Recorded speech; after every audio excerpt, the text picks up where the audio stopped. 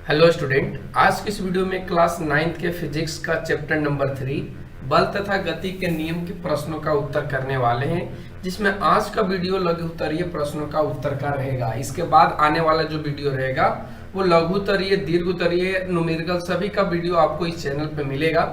तो चलिए आज के इस वीडियो में हम लोग पहले जानते हैं अति लघु उत्तरीय प्रश्नों का उत्तर क्या है, किस तरीके से सोल्व करना है, और पूरा का पूरा कंसेप्ट आपको क्लियर करते चलेंगे, समझाते हुए चलेंगे। तो यदि आप लोगों को वीडियो अच्छा लगता है तो लाइक, शेयर एंड सब्सक्राइब जरूर कीजिएगा। तो चलिए फटाफट से हम लोग क्वेश्चन की ओर बढ़ते हैं। क्वेश्चन फर्स्ट यहाँ पे देखिए कहता है, निम्नलिखित में किसका जड़त्व अधिक है। तो सबसे पहले यहाँ पे जड़त्व से रिलेटेड क्वेश्चन आ गया। तो सबसे पहले हम आपको समझा दें कि जड़त्व होता क्या है, ये कितने प्रकार के होते हैं। तो ये जड़त्व जो आपका है ना, वो किसी वस्तु का वह गुण होता है, किसी वस्तु का वह गुण होता है जिसके कारण वह अपनी विराम अवस्था या गति की अवस्था को बनाए रखता है। इसी को हम लोग क्या बोलते हैं, जड़त्व बोलते हैं। ठीक है, किसी भी वस्तु का विराम की अवस्था या गति की अवस्था को बनाए रखने वाला जो गुण है उसी को हम लोग जड़त्व बोलते हैं। जड़त्व यहाँ पे दो प्रकार के होते हैं, एक तो आपका होता है विराम का जड़त्व और एक आपका होता है गति का जड़त्व। ठीक है, एक आपका विराम का जड़त्व होता है, एक गति का जड़त्व होता है। तो यहाँ पे जड़त्व आपका क्लियर हुआ। अब यहाँ पे इस क्वेश्चंस में क्या क्वेश्चंस दिए गए हैं, तो चलिए इनको देखते हैं। पहले दिया है कि एक रबर की गेंद एवं उसकी आकार का पत्थर, एक साइकिल और एक रेलगाड़ी, 5 रुपये का एक सिक्का एवं 1 रुपये का एक सिक्का। तो आपको बताना है कि निम्न में से किसका जड़त्व अधिक है।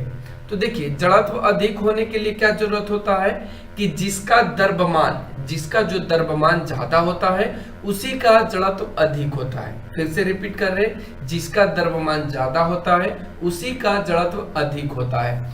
अब यहाँ पे एक गेंद है, ठीक है, एक गेंद इसी आकार का है, मान लीजिए इतना इस आकार का गेंद है और इसी आकार का पत्थर है, लेकिन इसका द्रव्यमान कम है और इसका द्रव्यमान ज्यादा है। तो इस कंडीशन में पत्थर का द्रव्यमान ज्यादा होने की वजह से इसका जो संवेग, इसका जो जड़त्व होगा वो क्या होगा, अधिक होगा।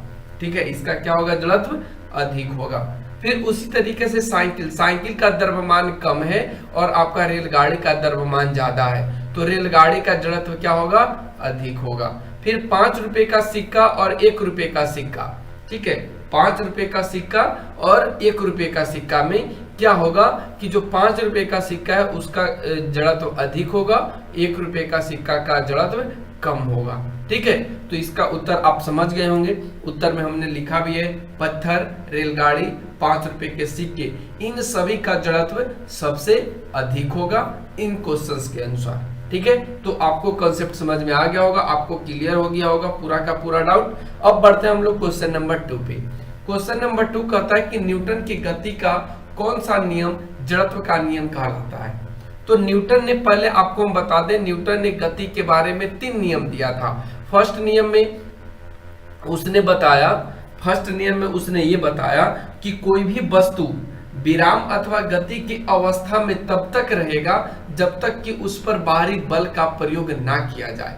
न्यूटन का पहला नियम कहता है कि कोई भी वस्तु विराम अथवा गति के अवस्था में तब तक रहेगा जब तक कि उस पर कोई बल उस पर कार्य ना करे।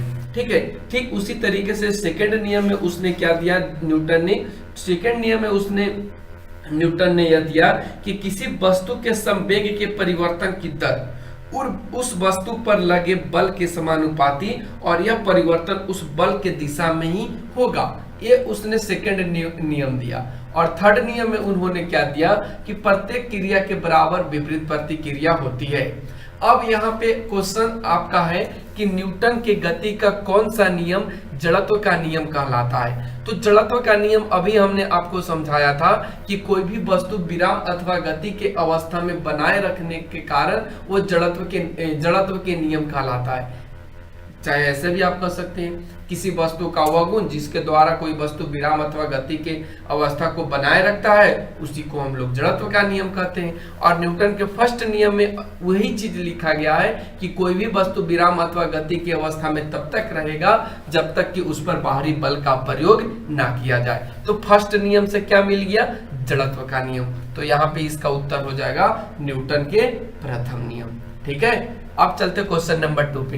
क्वेश्चन नंबर 3 कहता है कि गति का कौन सा नियम बल की परिभाषा देती है, और बल की परिभाषा का जो सूत्र होता है F बराबर ma होता है। ठीक है, F बराबर क्या होता है, ma होता है। तो इसी नियम से, न्यूटन के प्रथम नियम से ही गति में बल का परिभाषा मिलता है। जैसे देखिए, कहता है कि कोई भी वस्तु विराम की अवस्था में या गति की अवस्था में तब तक रहेगा जब तक कि उस पर बाहरी बल, देखिए यहाँ पे आया बाहरी बल का प्रयोग ना किया गया हो। तो बाहरी बल कहने का मतलब जब तक उस पे हम लोग कोई फोर्स नहीं लगाएंगे, और फोर्स बराबर क्या होता है, मास गुना एक्सेलरेशन, यानी कि द्रव्यमान गुना त्वरण। तो ये कौन से नियम में बात की गई, प्रथम नियम में बात की गई। तो इसका उत्तर क्या हो जाएगा, न्यूटन का प्रथम नियम। क्वेश्चन नंबर आइए 4 पे। क्वेश्चन नंबर 4 कहता है किसी पिंड का त्वरण, कोई भी पिंड की जगह वस्तु भी हो सकता है, तो किसी पिंड का त्वरण कब शून्य हो जाता है। तो देखिए, त्वरण के लिए आप फॉर्मूला जानते हैं। त्वरण का फॉर्मूला क्या होता है, फॉर्मूला से आपको समझा देते हैं। ए बराबर क्या होता है, v minus you by T, यानी इनमें वेग का परिवर्तन होना चाहिए। यदि वेग का परिवर्तन नहीं होता है तो इस कंडीशन में इसका जो त्वरण होगा वो शून्य होगा। जैसे मान लीजिए कोई पिंड है, ठीक है, और इसका जो प्रारंभिक है वो 5 है, और अंतिम जो दूरी है वो भी 5 है। तो इस कंडीशन में इसका एक्सीलरेशन क्या हो जाएगा, u माइनस बी, यानी 5 माइनस 5। अगर मान लीजिए इसको तय करने में 5 सेकेंड का टाइम लेता है तो नीचे कर देंगे 5, तो 0/5 इक्वल टू क्या आ जाएगा, 0। यानी कहने का मतलब कोई भी वस्तु का त्वरण कब शून्य होगा, जब उसके वेग में परिवर्तन नहीं होगा। तो उत्तर में हमने यहाँ पे लिखा है जब उस पिंड के वेग में परिवर्तन ना हो तो इस कंडीशन में उसका त्वरण क्या हो जाएगा, शून्य हो जाएगा। अब चलते क्वेश्चन नंबर 5 पे। क्वेश्चन नंबर 5 कहता है किसी वस्तु के द्रव्यमान और वेग के सम्मिलित प्रभाव को किस भौतिक राशि से व्यक्त करते हैं। देखिए, अब यहाँ पे थोड़ा सा समझने वाली क्वेश्चन से कहता है किसी वस्तु के द्रव्यमान को हम लोग किस चीज से सूचित करते हैं, m से सूचित करते हैं, और वेग के सम्मिलित प्रभाव को, यानी वेग कहने का मतलब यहाँ पे मल्टीप्लाई क्या हो जाएगा, v। तो आप जरा बताइए m भी कौन से फॉर्मूला में होता है, तो m भी किस में होता है, तो p बराबर mv होता है। आपने पढ़ा होगा p बराबर mv, और p का मतलब होता है संवेग। ठीक है, P का मतलब क्या होता है, संवेग। तो ये किस भौतिक राशि में आ गया, संवेग। और संवेग कौन से राशि में आता है, तो ये आपका सदिश राशि में। तो आप यहाँ पे संवेग भी लिख सकते हैं या सदिश राशि भी लिख सकते हैं। तो उत्तर में हमने यहाँ पे डाल दिया है संवेग। ठीक है, कोई दिक्कत नहीं होनी चाहिए। अब चलते क्वेश्चन नंबर 6 पे। क्वेश्चन नंबर 6 कहता है कि संवेग के परिवर्तन की दर किस राशि को सूचित करती है। अब यहाँ पे देखिए, डायरेक्टली आपसे राशि पूछा गया है, तो संवेग कौन से राशि है, तो ये संवेग आपका सदिश राशि है। तो यहाँ पे सदिश राशि को कर देंगे। और सदिश राशि क्यों है, तो आप जानते हैं सदिश राशि उसे कहते हैं जिसमें कुछ परिमाण हो और उनका कुछ दिशा हो। अगर उनमें कोई डायरेक्शन और रिजल्ट होता है उसी को हम लोग क्या बोलते हैं, सदिश राशि बोलते हैं। ठीक है, तो इसमें देखिए परिमाण है, मास है, और दिशा में क्या है, वेलोसिटी है, यानी वेग है। तो इस कंडीशन में इसमें क्या हो जाएगा, सदिश राशि। अब बढ़ते अगले क्वेश्चन। क्वेश्चन नंबर 7 कहता है एक पिंड पर लगे बल और उसमें उत्पन्न त्वरण के बीच क्या संबंध है। तो देखिए, यहाँ पे पहले जो चीज दिया गया उसी को लिखिए। बल कहने का मतलब F, और इसमें त्वरण क्या हो रहा है, A। तो इनमें क्या संबंध है, तो आप फॉर्मूला पढ़े होंगे, जब त्वरण उत्पन्न होगा तो किसी वस्तु पर ही उत्पन्न होगा। ठीक है, और उसका कुछ द्रव्यमान होगा, उसका कुछ क्या होगा, द्रव्यमान होगा। तो F बराबर m में आपने फॉर्मूला पढ़ा होगा, F बराबर m में फॉर्मूला पढ़ा होगा। F का मतलब फोर्स, m का मतलब द्रव्यमान, और A का मतलब त्वरण। तो F बराबर m में का जो संबंध होता है वो बल का होता है, और यहाँ पे हमने लिखा भी है F बराबर m में, यही इसका संबंध है। अब बढ़ते क्वेश्चन नंबर 8 पे। क्वेश्चन नंबर 8 कहता है बल एक अदिश राशि है या सदिश राशि। चलिए इसको हम यहाँ पे सेटिस्फाइड कर लेते हैं कि बल सदिश है या अदिश है। कैसे, तो देखिए मान लीजिए यहाँ पे एक कोई पिंड रखा हुआ है या कोई वस्तु रखा हुआ है, ठीक है, यहाँ पे एक कोई पिंड रखा हुआ है, वस्तु रखा हुआ है, और यहाँ से कोई एक इंसान इसको क्या कर रहा है, धक्का दे रहा है, और धक्का देने के बाद ये खिसक करके इस जगह पर आ गया, ठीक है, एक खिसक करके इस जगह पे आ गया। तो अब यहाँ पे आप क्या देख पा रहे हैं कि इसमें कुछ परिमाण है, कुछ इसमें द्रव्यमान है, कुछ इसमें भार है, ठीक है, और ये कोई एक निश्चित दिशा में दूरी तय कर लेता है। तो इस कंडीशन से ये जो बल हो जाएगा वो कौन से राशि में आ जाएगा, सदिश राशि में आ जाएगा। तो उत्तर में हमने लिखा भी है कि बल एक सदिश राशि है। कैसे है, इस चीज को हमने आपको बता दिया। अब चलते क्वेश्चन नंबर 9 पे। क्वेश्चन नंबर 9 कहता है कि संवेग का एसआई मात्रक क्या है। तो यदि आपको सूत्र पता है तो आप इसका एसआई मात्रक लिख लेंगे। संवेग बराबर क्या होता है, P बराबर mv होता है। m का मतलब द्रव्यमान होता है, ठीक है, m का मतलब द्रव्यमान होता है और v का मतलब वेग होता है। अब यहाँ पे द्रव्यमान का जो यूनिट होता है वो क्या होता है, किलोग्राम, और इसका क्या होता है, वेग का मीटर प्रति सेकेंड। तो यहाँ पे इसका क्या निकल कर आ गया, संवेग का एसआई मात्रक किलोग्राम मीटर प्रति सेकेंड। उत्तर में हमने लिखा भी है किलोग्राम मीटर प्रति सेकेंड, ठीक है। अब बढ़ते हैं क्वेश्चन नंबर 10 पे। क्वेश्चन नंबर 10 कहता है कि असंतुलित बल किसी वस्तु पर कैसा त्वरण उत्पन्न करता है, शून्य या अशून्य। देखिए असंतुलित की बात करी गई है, तो चलिए अब यहाँ पे हम लोग देख लेते हैं। पहले हम समझते हैं उसके बाद इसको लिखते हैं। मान लीजिए ये कोई पिंड है, ठीक है, और इस पर कोई वस्तु, इधर कोई इंसान, चलिए यहाँ पे बना देते हैं, ये 5 न्यूटन के बल से इसको धक्का दे रहा है, ठीक है, और इधर से कोई इंसान इसको यहाँ से 10 न्यूटन या 7 न्यूटन का, ठीक है, ये धक्का दे रहा है। तो इस कंडीशन में ये वस्तु कहाँ जाएगा, इधर जाएगा। इस कंडीशन में ये वस्तु इसके तरफ आएगा ना, तो यहाँ पे क्या हुआ, कुछ वेग को तय किया, कुछ दूरी को तय किया। तो इस कंडीशन में यहाँ पे कौन सा बल कार्य कर रहा है, यहाँ पे अगर हम त्वरण निकालना चाहे तो क्या हो जाएगा, v minus you by T. अब यहाँ से तो कुछ एक घसकेगा ही, तो इस कंडीशन में इसका जो शून्य 0 है वो शून्य हुआ नहीं हुआ। लेकिन अगर यहाँ पे हम एक कोई और पिंड लेते हैं और इसमें 5 न्यूटन का इधर से बल लगाते हैं और 5 न्यूटन का इधर से बल लगाते हैं, तो इस कंडीशन में जो वेलोसिटी होगा, वेग होगा, वो क्या हो जाएगा, 0 हो जाएगा। तो जब 0 होगा तो ये क्या होगा, जब 0 होगा तो ये क्या होगा, इसका जो त्वरण हो जाएगा वो 0 हो जाएगा। तो यहाँ पे असंतुलित की बात करी गई थी, तो असंतुलित में हमने यहाँ पे देखा कि इसमें इसका जो त्वरण है वो 0 नहीं हो रहा है, तो इसका उत्तर क्या हो जाएगा, अशून्य, ठीक है। उत्तर में क्या हो जाएगा, उत्तर अशून्य। अब बढ़ते अगले क्वेश्चन पे। अगला क्वेश्चन देखिए, कहता है कि न्यूटन के तृतीय गति नियम को लिखें।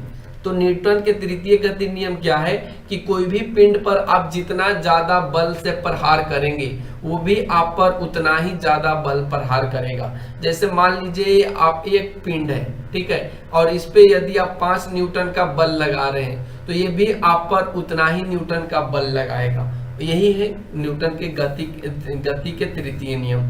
कहता है कि प्रत्येक क्रिया के बराबर और विपरीत प्रतिक्रिया होती है, यही न्यूटन का तृतीय नियम है।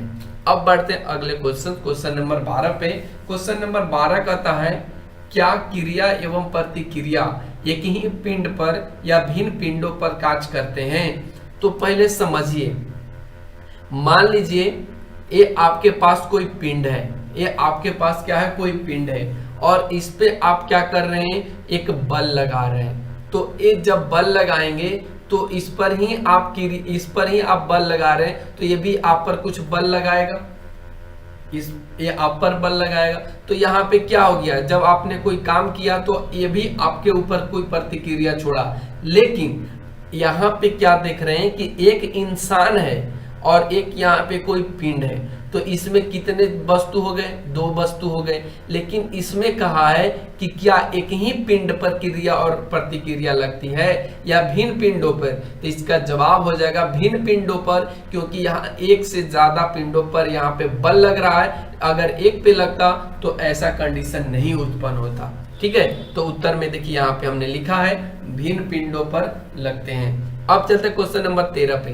क्वेश्चन नंबर 13 कहता है कि निम्नलिखित तथ्यों की व्याख्या किस प्रकार के जड़त्व से होता है। निम्नलिखित तथ्यों की व्याख्या किस प्रकार के जड़त्व से होता है। अभी हमने आपको बताया था कि जड़त्व कितने प्रकार के होते हैं, 2 प्रकार के होते हैं। एक आपका विराम का जड़त्व होता है और सेकंड आपका गति का जड़त्व होता है। और ये भी हमने आपको बताया था कि जड़त्व कहते किसको है। जड़त्व वह गुण है जो किसी वस्तु के विराम अथवा गति की अवस्था को बनाए रखता है, उसी को हम लोग जड़त्व का नियम कहते हैं या उसे जड़त्व कहते हैं। ठीक है, अब चलिए इसका उत्तर देखते हैं। पहले क्वेश्चन में दिया है कि कूदने से पहले मनुष्य दौड़ता है, इसमें कौन सा जड़त्व है ये आपको बताना है। फिर सेकंड में दिया है कि साइकिल सवार द्वारा पैडल चलाना बंद करने के बाद भी साइकिल सड़क पर कुछ दूरी तक गति में रहता है। फिर ग में कहता है कि यात्री पीछे की ओर झुक जाता है जब रेलगाड़ी एकाएक चल पड़ती है। अब सारे चीजों को अच्छे से समझिए। कूदने से पहले मनुष्य दौड़ता है, इसमें क्या है। कूदने से पहले मनुष्य दौड़ने का मतलब इसमें कौन सा जड़त्व लगता है। तो उत्तर में देखिए यहाँ पे हमने लिखा है कि फर्स्ट में आपका गति का जड़त्व लगेगा। और कैसे लगेगा आइए इसको समझते हैं। जब इंसान कूदता है तो पहले वो शरीर को अपने शरीर को गति में लाता है, मोशन में लाता है। और गति का जड़त्व क्या कहता है, गति के जड़त्व क्या कहता है कि कोई भी वस्तु गति की अवस्था में तब तक रहेगा जब तक कि उस पर कोई बाहरी बल और साथ में उस पर गति हमेशा चलता रहे या गति उस पर हमेशा लगता रहे। ठीक है, या गति की अवस्था में वो बने रहे।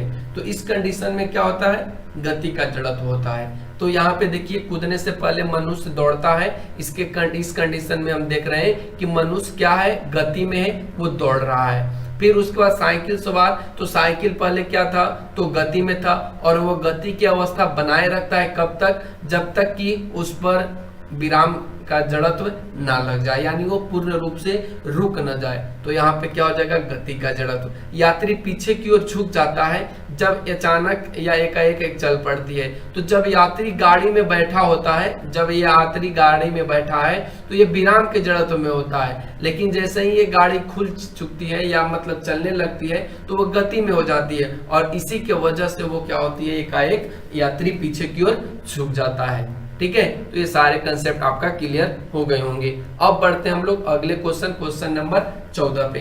क्वेश्चन नंबर 14 कहता है कि एक पिंड का त्वरण अपने गमन के दौरान 5 गुना हो जाता है, क्या उस पर लगा हुआ बल भी बदलता है, यदि हाँ तो कितने से बदलता है। तो देखिए क्वेश्चंस को अच्छे से समझिए। कहता है एक पिंड का त्वरण अपने गमन के दौरान, यानी जब तो कोई पिंड चल रहा था तो उस समय उसका जो त्वरण था वो 5 गुना था, नहीं दौरान 5 गुना हो जाता है। यानी वो गति के समय पहले इसका त्वरण ए था, लेकिन जैसे ही वो गति स्टार्ट किया तो वो 5a में बदल गया, यानी त्वरण उसका 5 गुना हो गया। तो कहता है क्या इस पर बल भी बदल गया होगा, अगर बदला है तो कितना, यानी हमको बल फाइंड करना है। तो बल इसका उत्तर होगा 5 गुना। कैसे होगा आइए समझते हैं। तो पहले इसका त्वरण कितना था, तो 5 था, पहले इसका त्वरण ए था और जब ये गति किया तो कितना हुआ 5a। तो अगर यहाँ पे हम f निकालें तो f बराबर आपने फॉर्मूला पढ़ा है क्या, ma। ठीक है, अब यहाँ से ma की जगह कितना रखोगे 5a, यानी अब कितना हो गया, f बराबर 5ma। क्या हो गया 5ma। अब दूसरा कंडीशन में देखो, दूसरा कंडीशन में यहाँ पे अगर हम निकालें f बराबर, तो f बराबर अभी हमने क्या देखा था, a में देखा था। f बराबर हमने क्या देखा था, a में देखा था।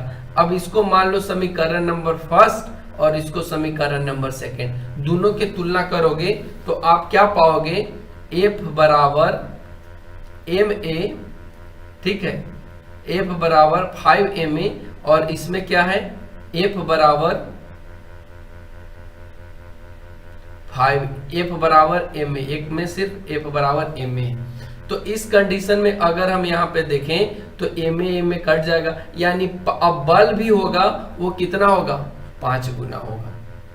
ma क्या हो जाएगा, कट जाएगा ना। अब यहाँ से f का मान कितना आ जाएगा, 5 आ जाएगा, यानी कहने का मतलब ये भी अब क्या हो जाएगा, 5 गुना हो जाएगा। ठीक है, तो समझ में आया होगा।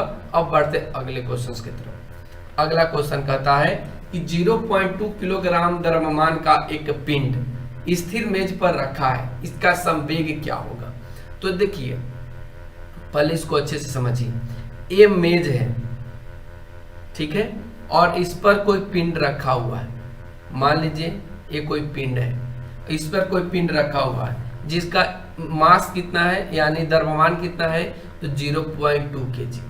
अब यहाँ पे आपको संवेग ज्ञात करने के लिए बोला है, तो P बराबर क्या होता है mv। अब यहाँ पे m का मान क्या भरोगे 0.2 kg। अब इसमें बताओ इसका कोई वेलोसिटी है, कोई वेग है, नहीं है। क्यों? क्योंकि ये मेज पर स्थिर पड़ा है, तो इसको आप क्या करोगे 0, और जब 0 से गुना कराओगे तो क्या हो जाएगा 0, यानी इसका जो संवेग होगा वो क्या हो जाएगा 0 होगा। देखिए उत्तर में हमने लिखा भी है, उत्तर क्या हो जाएगा 0 हो जाएगा। ठीक है, समझ में आ गया होगा। अब बढ़ते क्वेश्चन नंबर 16 पे। क्वेश्चन नंबर 16 कहता है कि कोई ट्रक 10 किलोमीटर प्रति घंटा के वेग से चल रहा है कोई ट्रक 10 किलोमीटर प्रति घंटा के वेग से चल रहा है और उतने ही वेग से कोई छोटा कंकड़ भी चल रहा है, इनमें किसका संवेग अधिक होगा। तो अभी हमने ऊपर आपको बताया था कि जिसका द्रव्यमान ज्यादा होगा, जिसका द्रव्यमान ज्यादा होगा उसका संवेग क्या होगा अधिक होगा। यहाँ पे ट्रक है, ठीक है, मान लो ट्रक 50 kg का है, ठीक है, और उतने ही वेग से कोई छोटा कंकड़, मान लो एक कंकड़ 10 किलोग्राम का है, तो जब यहाँ पे आप संवेग निकालोगे P निकालोगे तो P बराबर क्या होता है mv। ठीक है, अब यहाँ पे m का मान कितना है, तो इसमें 50 kg, हम पहले ट्रक के लिए निकाल रहे हैं, ट्रक के लिए, ठीक है। अब 50 गुना कितना से चल रहा है 10, तो ये कितना हो जाएगा 500। अब इसका निकालते हैं तो ये क्या हो जाएगा mv, P बराबर mv। अब यहाँ पे क्या रखोगे द्रव्यमान इसका 10 और ये 10 100। अब यहाँ पे देख पा रहे हो किसका यहाँ पे संवेग अधिक हो रहा है, तो ट्रक का हो रहा है, तो उत्तर में भी इसका क्या हो जाएगा ट्रक का, क्योंकि यहाँ पे लिखा भी हमने है, लिखा ये है क्योंकि जिसका द्रव्यमान अधिक होता है उसका संवेग अधिक होता है। ठीक है, तो आपको समझ में आ गया होगा। अब बढ़ते अगले क्वेश्चन पे, क्वेश्चन नंबर 17 पे। क्वेश्चन नंबर 17 कहता है गति के उस नियम का नाम लिखें जो निम्नलिखित में लागू होता है, जैसे कि पानी में तैरना, मेज पर पड़ी पुस्तक का वहीं रहना, गोली को छोड़ना, ये सब कौन से गति के नियम को लागू करते हैं। तो चलिए पहले हम इसको समझ लेते हैं। जब कोई व्यक्ति पानी में तैरता है, मान लीजिए आपके पास पानी है और इसमें आप तैर रहे हैं, ठीक है, तो आप क्या करते हैं, तैरने के उपरांत पानी को आप पीछे की ओर धक्का देते हैं और अपने बॉडी को आगे की ओर धक्का देते हैं। तो यहाँ पे पानी भी आपसे कुछ बल लगाता है, तभी तो आप इस पे धक्का देते हैं ना। तो यानी ये कौन से नियम का हो गया, ये आपका गति का तृतीय नियम हो गया। मेज पर पड़ी पुस्तक, मान लीजिए आपके पास मेज है और इस पे ये आपका पुस्तक रखा हुआ है, ठीक है, तो ये पुस्तक जब इसी कंडीशन में रहेगा, इसी पर रहेगा, इस पर कोई बाहरी बल का प्रयोग नहीं करेंगे, तो ये पड़ी पुस्तक यहीं पे रहेगा, तो ये कौन से नियम का काम करेगा, तो ये प्रथम नियम का काम करेगा। फिर उसके बाद गोली को छोड़ना, जैसे ही आप बंदूक से गोली छोड़ते हैं तो ये पहले पीछे की ओर धक्का देता है, उसके बाद ये आगे की ओर जाता है, तो इसमें कौन से नियम का काम कर रहा है, तो ये आपका तृतीय नियम। तो आप इसका उत्तर लिख पाएंगे। उत्तर में हमने लिखा भी है कि पहला में गति का नियम जो है वो तृतीय है, सेकंड में प्रथम है और थर्ड में आपका तृतीय नियम है। तो इन तीनों चीजों को आप यहाँ पे लिख पाएंगे। अब बढ़ते अगले क्वेश्चन पे। अगला क्वेश्चन कहता है कि घर्षण की दिशा क्या होती है। तो घर्षण हमेशा विपरीत दिशा में लगती है और इसका परिमाण आप अपने खुद से भी ढूंढ सकते हैं। जब आप पैदल चलते हैं, जब आप किसी साइकिल को चलाते हैं तो आपको क्या लगाना पड़ता है, बल लगाना पड़ता है। वो जो टायर है जो लगा हुआ होता है साइकिल में, वो जिस रोड पे चलता है उस पे घर्षण के द्वारा ही आगे की ओर बढ़ता है। तो ये हमेशा किस दिशा में लगती है, हमेशा विपरीत दिशा में लगती है। तो उत्तर में इसका क्या हो जाएगा, विपरीत दिशा। अब बढ़ते क्वेश्चन नंबर 19 पर। क्वेश्चन नंबर 19 कहता है कि 0.1 किलोग्राम का एक पिंड चिकनी एवं समतल सतह पर 4 मीटर प्रति सेकंड के एक समान वेग से चल रहा है, उस पर लगा हुआ बल कितना है। अब चलिए इसको पहले समझिए। तो यहाँ पे तो पहले ही आपको कहा गया है इसका द्रव्यमान कितना दिया गया है, m दिया गया है। और ये कह रहा है कि चिकनी सतह पर 4 मीटर प्रति सेकंड के एक समान वेग से, यानी यहाँ पे ये 4 है तो ये 4 तक ही चल रहा है। तो इस कंडीशन में जब हम इसका त्वरण निकालेंगे तो ये क्या हो जाएगा, 4 - 4 इक्वल टू कुछ टाइम लेगा। तो मान लीजिए यहाँ पे हमने टी लिखा, ठीक है, तो ये पहले ही 0 हो जा रहा है। तो जब a 0 हो गया यानी a 0 हो गया तो अब यहाँ पे हम बल निकाल नहीं पाएंगे। क्यों? क्योंकि F बराबर m में होता है और m का मान तो 0.1 kg दिया ही है और a का वैल्यू 0 लिखेंगे। तो जब ये मल्टीप्लाई कराएंगे तो ये क्या आ जाएगा, 0 आ जाएगा। तो उस पर लगा हुआ बल भी क्या हो जाएगा, 0 हो जाएगा। ठीक है, आप समझ पाए होंगे। तो इसका उत्तर देखिए यहाँ पे हमने, आपको खुद से लिख लीजिए कि इसका जो लगा हुआ बल होगा वो क्या होगा, 0 होगा। क्या होगा, 0 होगा। अब बढ़ते हैं अगले क्वेश्चन पे। अगला क्वेश्चन देखिए कहता है, यहाँ पे पहले कुछ पॉइंट्स को मिटा लेते हैं। देखिए यहाँ पे कहता है कि 2 न्यूटन का एक बल 2 किलोग्राम द्रव्यमान के एक पिंड पर कार्य करता है, तो उसमें त्वरण क्या होगा। यानी यहाँ पे क्या निकालना है, ये आपको फाइंड करना है। यहाँ पे बल दिया है, यानी कि बल कहने का मतलब F का मान दिया है 2 न्यूटन और यहाँ पे द्रव्यमान दिया है M दिया है 2 kg। ठीक है, तो आप जानते हैं फॉर्मूला F बराबर ma। ठीक है, यहाँ से आपको फाइंड करना है A, तो A बराबर आप क्या लिख सकते हैं, F बटा M लिख सकते हैं ना। और F का मान कितना है, 2 न्यूटन है और यहाँ पे कितना हो जाएगा, ये आपका हो जाएगा ma। M का मान कितना है, 2 kg। तो ये कट जाएगा, यानी क्या आ जाएगा, 1 न्यूटन प्रति किलोग्राम। आप ऐसे भी लिख सकते हैं, नहीं तो इसको चेंज कर सकते हैं डायरेक्टली। इसका जो एक्सेलरेशन आएगा वो 1 आएगा। ठीक है, 1 की क्या जाएगा, मीटर प्रति सेकेंड स्क्वायर। ठीक है, आपको इसमें कोई दिक्कत अगर नहीं समझ में आया तो आप इसको चेंज कर लीजिए। ठीक है, इसको आप चेंज कर लीजिए न्यूटन को और किलोग्राम को। अब बढ़ते अगले क्वेश्चन पे। अगला क्वेश्चन कहता है क्वेश्चन नंबर 21 कि किसी वस्तु पर 25 न्यूटन का बल लगाने से उसमें 5 मीटर प्रति सेकंड स्क्वायर का त्वरण उत्पन्न होता है, तो उसका द्रव्यमान क्या होगा। ये भी बहुत इजी क्वेश्चन है। पहले आइए इसका जानते हैं क्या क्या चीज दिया है। तो इस पर बल दिया है, यानी F का वैल्यू दिया है 25 न्यूटन। ठीक है, और A का वैल्यू दिया है 5 मीटर प्रति सेकेंड स्क्वायर। आपको क्या करना है, यहाँ से वस्तु का द्रव्यमान निकालना है, यानी m बराबर वाट। आपको फॉर्मूला पता है, F बराबर m है। आप यहाँ से खुद निकालिए और कमेंट सेक्शन में बताइए कि इसका द्रव्यमान कितना आया। आप सभी का ये काम है, आप लोग कमेंट सेक्शन में बताएंगे कि F बराबर m में कितना इसका वैल्यू आया। तो आज के लिए बस इतना ही। इस चैप्टर में अति लघु तरीय प्रश्न का इतना ही क्वेश्चन था। फिर अगले वीडियो में हम आपसे बात करेंगे अगले चैप्टर को लेकर के। कैसा लगा आज का ये वीडियो कमेंट सेक्शन में कमेंट करके जरूर बताइए। Thanks for watching, take care, bye bye.